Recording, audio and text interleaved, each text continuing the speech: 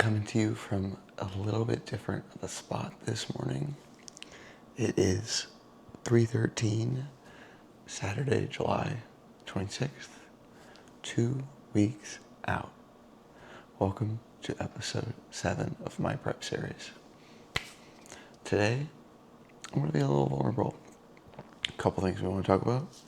Prep goggles, do not let me forget. Topic for later for a yap. And I woke up about 25-30 minutes ago for the first time, starving, ravenous. The things I would do for a deli sandwich right now. If you know Zanato's in San Jose, you know. But I've had a few requests to show what my meal prep looks like. So in the extra couple hours that I got this morning, we're going to cut up the meat from Costco, walk you through the seasonings, how I put it in the fridge, and tomorrow you guys will get to see how it's actually cooked in the sous vide. So this morning, red meat prep only. Start with that and keep adding different meats and subjects as we go. So thanks for tuning into episode 7. Stay tuned. All right, so first, walk you through the meat itself. This is beef round eye roast USDA choice from Costco. It is $6.30 a pound, and this is 7.19 pounds. This has, on my meal plan, a 1-to-1 swap for 93.7 ground beef. So that's why we do this. It's cheaper than flank steak, which is also on the meal plan, but this way we are able to chew it. It's a little bit cheaper. I'm a little bit fuller. It takes me longer to eat. There's some satiety factors. Once we go over the meat, I'll probably end up doing 3 different seasoning bags. Each bag will be somewhere in the range of 2-ish pounds, and that will be a couple nights of meat for me. I eat about half a pound cooked each night. So go with that. And then the seasonings. First one is Kinder's wood-fired garlic. It is amazing. What's in this little bottle is just leftover, but big bottle right here from Costco. And then I picked up these 3 seasonings at a specialty grocery store in Northern California called Los Gatos Meats. I just thought they were so too good to pass up. Special shit from Big Cock Ranch, which is salt, pepper, garlic, paprika, sugar, granulated onion, chili powder, plain meat tenderizer. And no shit, salt-free seasoning, which is onion, garlic, basil, pepper, paprika, parsley, granulated. I can't even read that. There's a sticker. Granulated oregano and calcium. So do a little bit of these together sometimes. And the last one I have is another one I picked up in Northern California, is the Gourmet Man Smith's garlic salt stuff. Garlic, paprika, and other spices. Parsley, granulated onion. So probably do 3 different bags. I'm gonna get to cut the meat and we'll see you here shortly. Step number 1, take it out of the package. You've got this big fat cap on the bottom. We're just gonna take that and trim it right off. All right, so you can see here on this first one, I just cut the fat piece off. Nice and lean now. So basically trimmed fat-free all the way around. Me and meat. Okay, both are trimmed, and it's now 3:23. Trying to keep track of time, show you guys how long this takes. Right in the trash. Now, we're gonna take this, slice it into as thin as we can. Long ways. Against the grain. So you've got this side. Alright, so you can see here, I'm not the best cutter, but at the end of the day, it's not gonna be pretty.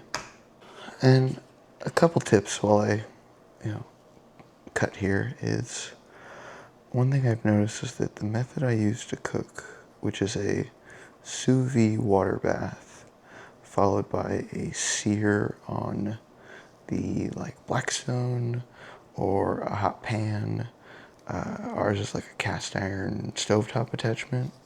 The more liquid you use in the marinade or seasoning bag, the more you pat off and the less good of a sear you get. So these are pretty much gonna get probably just a little bit of like avocado oil spray, and then just so the seasoning kind of sticks, and then get tossed right in the bag. I did a couple batches where I tried like hot sauce, or I made like a vinegar soy marinade for one of them. Actually, I've got one in the fridge right here, and this is kind of a learning lesson for me. So you can see this is what it looks like coming out of the bag after it's been sous vide, before it's been seared.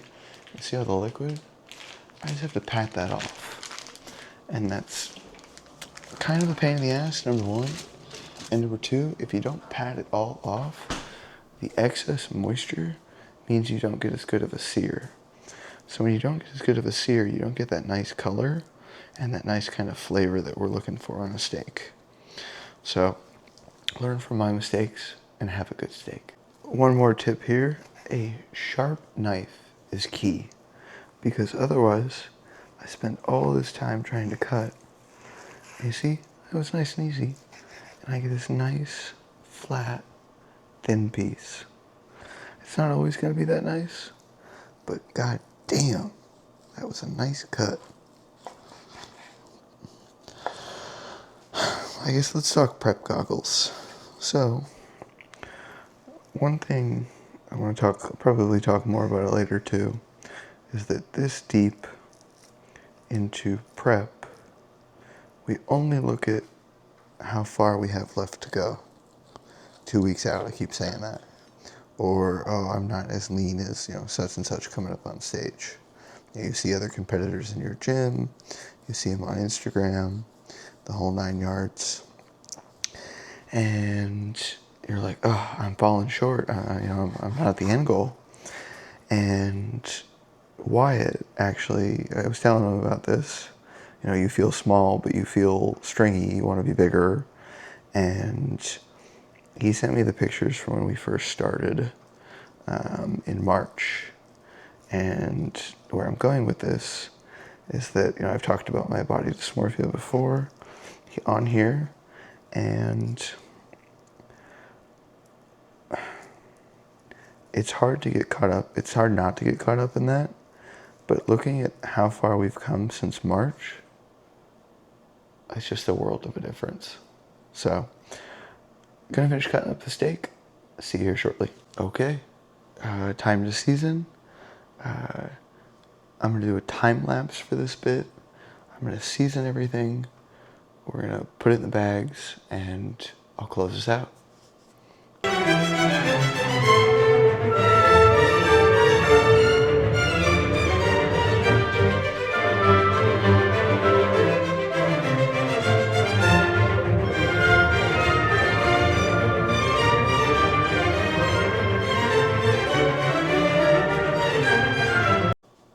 Okay, and there you have it.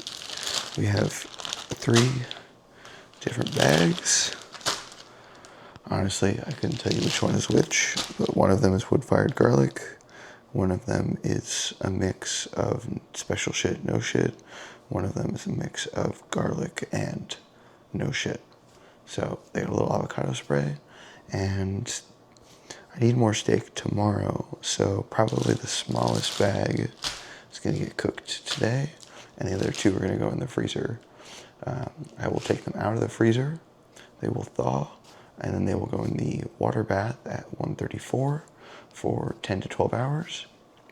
Cool, put them in the fridge, and then I'll portion out that night how much I want to eat, or how much is on meal plan, and from there, sear it. I got a nice Blackstone, and that's what the big slices are for, to get as much surface area as possible. I want to maximize that sear. So, gonna clean up, and you will catch me later today. What are we doing? Making breakfast before pull day with Dad. Dad is about to pump me up. Don't say that. We have a special guest. Say hey, Kayla. All right, we're off to Pilates. Bye, ladies. Have a good time. Got my ass up so damn early for this. This ain't early. This ain't shit. We got this. All right, welcome back. A bit of an odd angle here as I've got you on the fridge, left the tripod in the car. Gonna show you what I'm putting together in terms of the actual sous vide now. I'd like this to go from anywhere from 10 to 12 hours. So it is 4 p.m. I expect to get up tomorrow right around 4 a.m. So we're gonna get this started. So we've got our bag of meat that we prepared earlier. We've got the sous vide wand, which plugs in to the wall outlet. If I can get this bottom piece screwed in. Pro tip, if you don't have this bottom piece in, the sous vide will not work. I learned that the hard way when I thought I broke it last time. So, oh boy. Isn't this just dandy? Okay. It can be finicky. There we go. All right, so I'm gonna plug this bad boy in. Plugged in.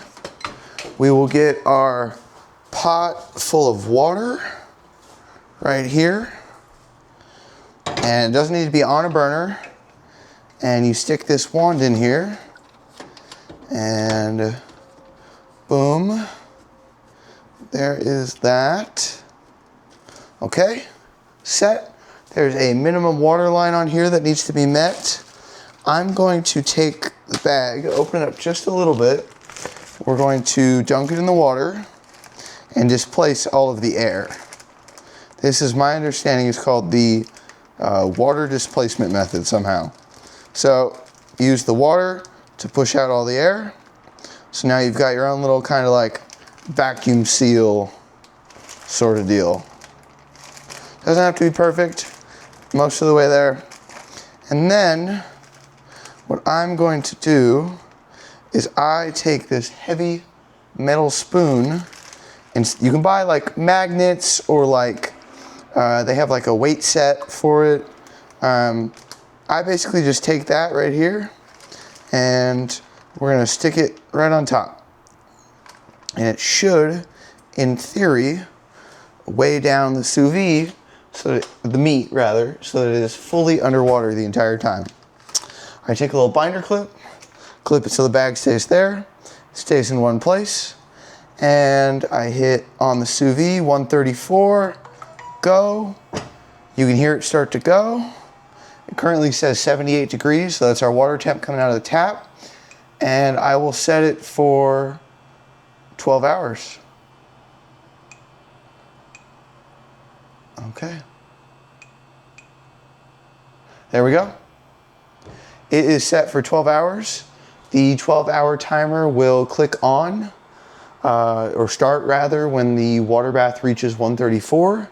That's the temperature I've found to work for me. Couldn't tell you what seasoning this is, what's in it. One really big tip I have, do not let the water get into the bag. You basically end up boiling your meat. So, that sucks.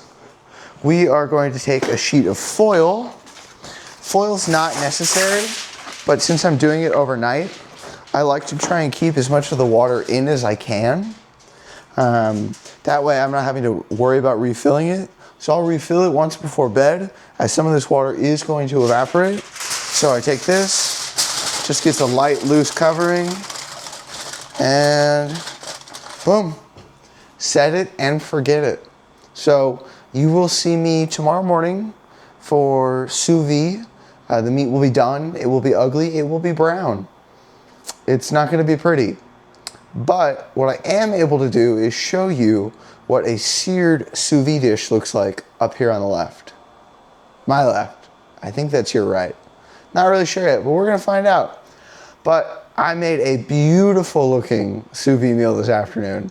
I was very happy with the slices that I had. The bag that I used today was all nice big slices, so we got some nice good color on it. So in 5 minutes here, I have set up the sous vide to cook, and we're set. Time to go do some computer work. This morning we hit pull with Wyatt. Really, really great talk. I'm really, really lucky to have him.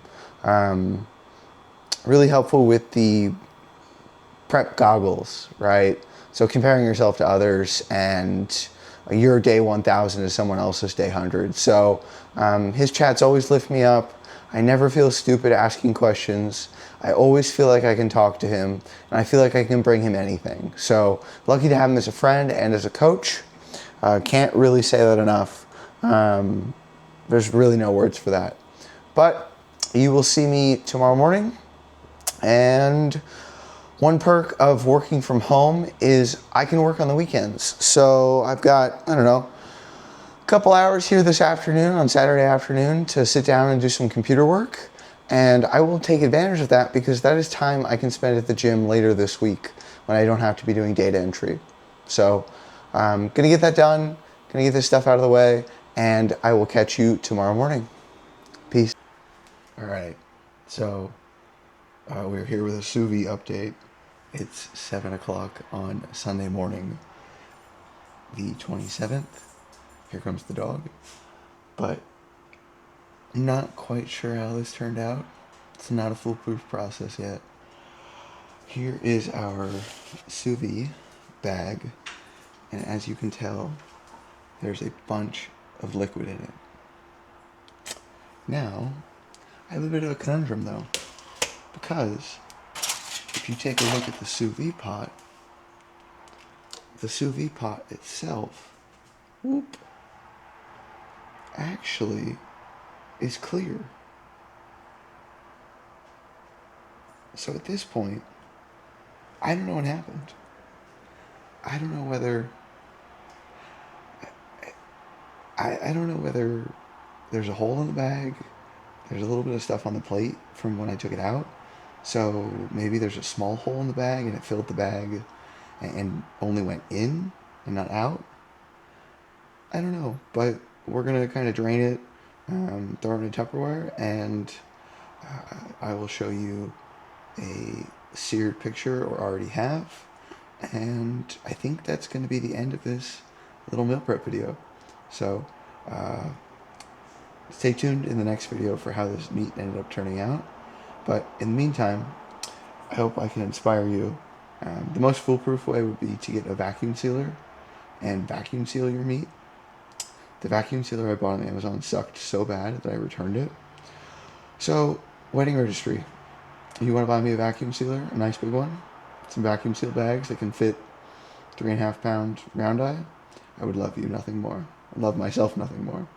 But anyways, we're gonna make our coffee, go walk the dog, and peace.